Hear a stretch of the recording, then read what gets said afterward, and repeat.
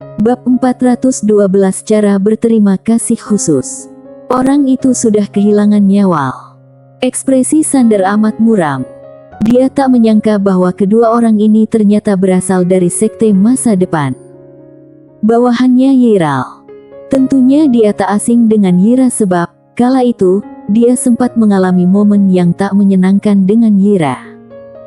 Kemudian, Yira dipecat oleh ibunya, Stella, dan dipulangkan ke Bima Sakti. Begitu kemari, Sander benar-benar lupa tentang hal itu. Suzy mendekatinya dan melontarkan pertanyaan dengan suara rendah, "Kamu tahu latar belakangnya?" Sander pun mengangguk. Kalau dia jujur, pemimpinnya seharusnya orang yang kukenal. Suzy melontarkan pertanyaan lagi, "Sekte masa depan?" Pria itu menjawab, "Ya." Suzy berucap, "Nanti, kita bisa tanya Nona Priska tentang itu." Mata Sander sontak berbinar-binar. Memang benar, Priska berasal dari kota Yanjing. Dia pasti tahu tentang sekte tersebut. Dia segera berucap, "Entah Nona Priska sudah pergi atau belum." Suzy berucap, "Coba kutanya." Wanita itu segera mengeluarkan ponsel dan menelepon. Segera setelah itu, Suzy menutup teleponnya. Dia melihat ke arah Sander sambil berujar, "Dia sudah pergi, tapi aku tahu di mana dia biasanya tinggal." Sander menjawab seraya tersenyum, "Villa Ribuan Pedang." Wanita itu mengangguk, "Ya." Sander berucap, "Suruh Sinta mengantarku saja." Suzy melihatnya sambil berujar, "Aku ikut denganmu." Sander tampak menggeleng, "Kita akan meninggalkan tempat ini besok. Kamu pasti masih memiliki banyak hal untuk ditangani. Aku akan pulang ke kediamanmu setelah mengetahui informasinya. Besok, kita akan pergi ke kota Yanjing bersama-sama." Begitu pulang ke kediaman Sul, Suzy merasa senang. Dia membalas sambil tersenyum, "Baiklah." Dia memang memiliki banyak hal yang harus dilakukan. Pria itu tampak mengangguk, "Oke." Usai memanggil Sinta, Sander mengantar Suzy kembali ke kediamannya dulu, lalu pergi ke Villa Ribuan Pedang bersama asisten itu. Segera, Sander tiba di sana. Ketika baru sampai di sana, seorang pria tua beruban menyambutnya, "Tuan Sander." Sander mengangguk, lalu bertanya, "Apa Nona Priska ada di sini?" Pria itu menjawab, "Dia ada di dalam dan sedang mandi sekarang. Kamu bisa menunggu sebentar di ruang tamu. Dia akan segera keluar." Sander pun mengangguk, "Baiklah." Pria beruban itu membawa Sander ke ruang tamu. Ruangan itu sangat elegan, dengan dihiasi lukisan-lukisan alam dan beberapa rak buku dengan buku-buku kuno. Saat itulah, Priska tiba-tiba muncul. Kali ini, dia mengenakan jubah sederhana tanpa hiasan yang panjang. Rambut panjangnya terurai dengan santai di belakang bahunya, sangat sederhana. Dia masih mengenakan cadar di wajahnya sehingga hanya mata yang terlihat. Priska berjalan perlahan menuju Sander dan duduk di depannya, kemudian mulai menyeduh teh sendiri sambil tersenyum. "Tuan Sander, tak disangka kamu akan datang." Sander berucap sambil tersenyum, "Nona Priska, aku datang ke sini untuk menanyakan beberapa hal kepadamu." Priska berujar, "Silakan tanyakan saja." Sander bertanya dengan serius, "Apa kamu tahu tentang sekte masa depan?" Sekte masa depan. Mendengar itu, Priska sangat terkejut. "Kamu tahu tentang sekte masa depan?" Sander pun mengangguk, "Bisakah kamu memberiku informasi lebih lanjut?" Priska menjelaskan, sekte masa depan adalah salah satu dari dua sekte terbesar di Bima Sakti. Di sini, ada dua sekte besar, yaitu sekte galaksi dan sekte masa depan. Di bawah kedua sekte besar itu ada 4 keluarga besar, yaitu keluarga Yang, Qin, Suanyuan, dan Qi. Usai mengatakannya, dia melihat Sander dan bertanya, "Kamu berasal dari Bima Sakti atau dari luar?" Sander menjawab, "Dari luar Bima Sakti." Tangan Priska yang menuangkan teh gemetar sedikit. Dia amat terkejut. Sander pun bertanya, "Nona Priska, jadi kamu berasal dari salah satu 4 keluarga besar, keluarga Suanyuan?" Priska mengangguk sedikit, lalu menuangkan secangkir teh untuk Sander. "Silakan, Tuan." Sander mengangkat cangkir teh dan menyesapnya sedikit, lalu bertanya lagi, apa kamu bisa menghubungi ketua sekte masa depan atau sekte galaksi? Priska tampak menggeleng, kantor pusat kedua sekte ini tidak ada di bumi, melainkan di wilayah bintang. Aku tidak bisa pergi ke sana untuk saat ini. Kalaupun bisa, aku tidak akan bisa berbicara langsung dengan ketua kedua sekte tersebut. Sander mengangguk, aku mengerti. Priska melihat Sander, lalu bertanya, apa kamu mengenal ketua sekte masa depan? Pria itu mengangguk, iya. Priska terdiam. Dia hanya memegang cangkir tehnya dan minum sedikit. Sander tiba-tiba berucap, Nona Priska, aku ingin minta bantuanmu. Priska berucap, silakan katakan. Sander tersenyum, lalu berujar, ada seorang temanku yang bernama Yunita. Dia juga akan pergi ke kota Yanjing dia sendiri dan mungkin saja ditindas ketika sampai di sana. Bisakah kamu menjaganya untukku?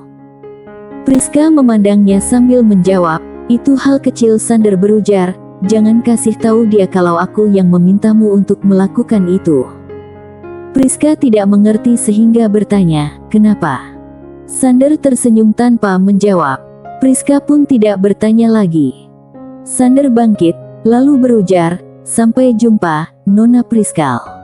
Priska tiba-tiba berucap, Tuan Sander, kamu akan pergi ke kota Yanjing besok.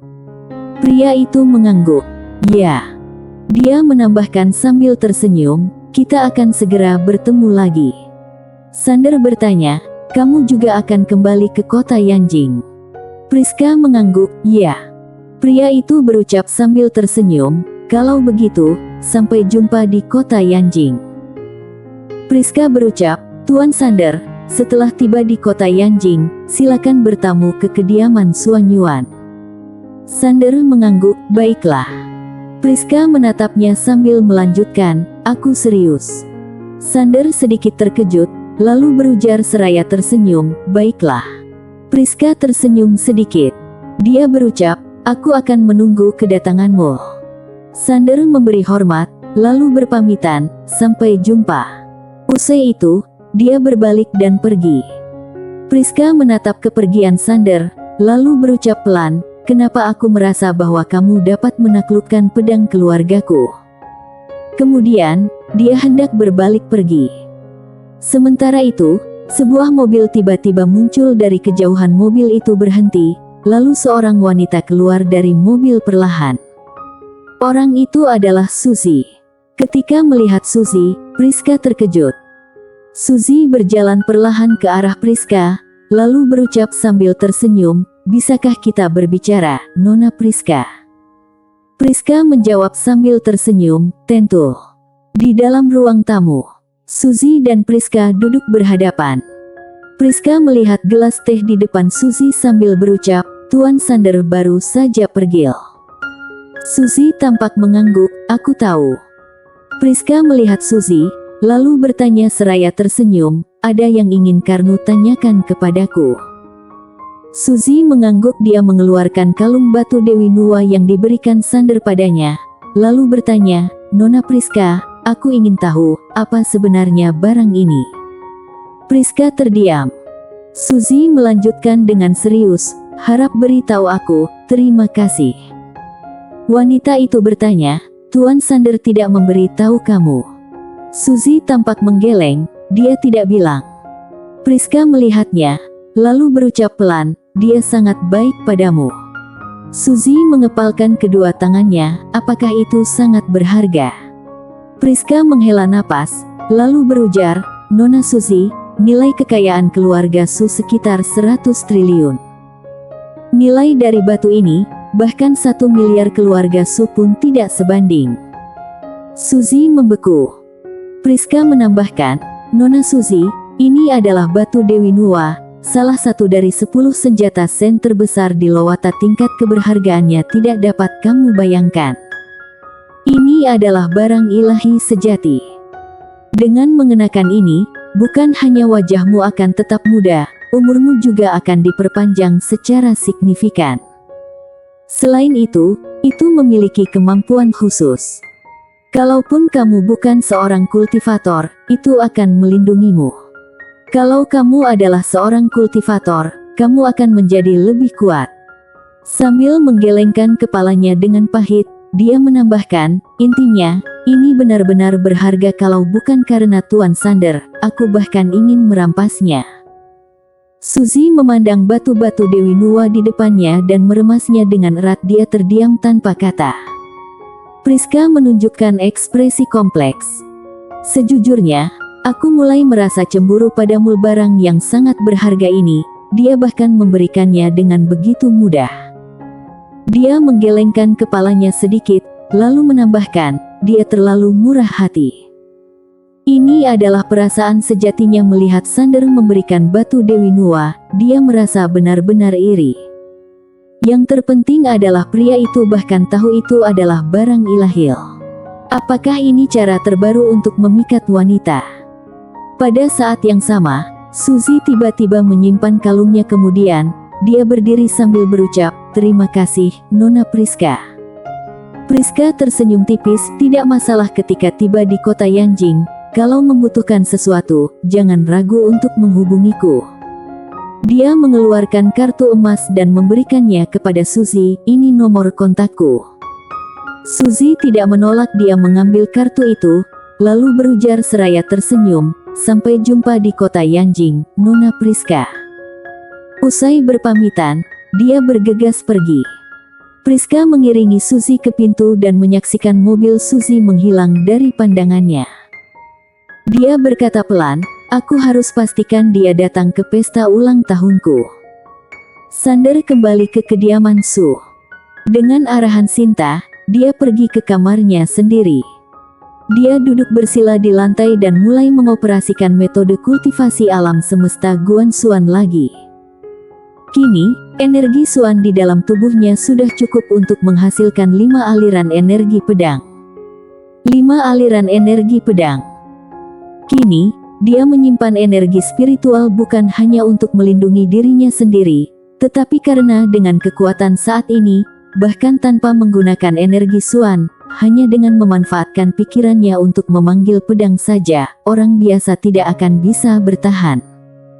Dia menyimpan energi Xuan untuk memberikan serangan penuh terhadap segel itu. Dia ingin melihat seberapa kuat segel itu.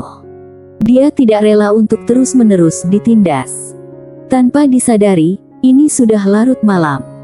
Pada saat ini, pintu kamar Sander tiba-tiba terbuka, lalu Suzy berjalan masuk.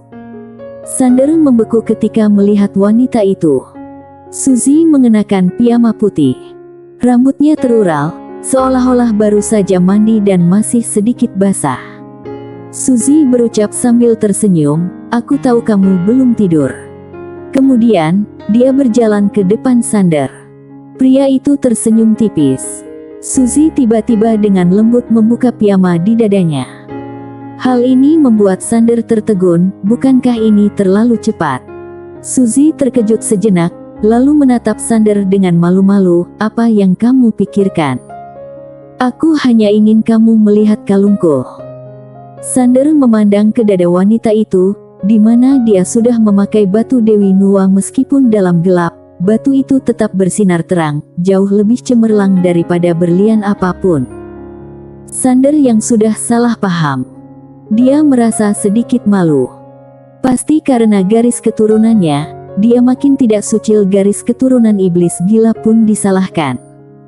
Suzy menatap pria itu dan bertanya dengan malu-malu, bagus, tidak? Sander mengangguk seraya menjawab, bagus. Suzy berbisik, kalung ini pasti sangat mahal, kan? Sander menjawab sambil tersenyum, tidak, ini hanya kalung biasa. Hanya terlihat lebih bagus sungguh. Suzy melihatnya untuk sementara waktu, lalu dengan malu-malu menundukkan kepalanya sedikit. Oh. Sander hendak berbicara, tetapi wanita itu tiba-tiba mendongak dan menciumnya langsung. Sander membeku di tempat. Sebelum bisa merespons, Suzy sudah melepaskan ciumannya. Dia melihat Sander dengan mata berkedip-kedip. Wajahnya amat memerah. Jangan berpikir yang aneh-aneh. Ini adalah cara khusus di Bima Sakti untuk mengucapkan terima kasih, tidak ada arti lain. Usai mengatakan itu, Dia berbalik dan segera pergi. Sander terdiam di tempat. Metode untuk mengucapkan terima kasih di Bima Sakti sungguh bagus. Bersambung.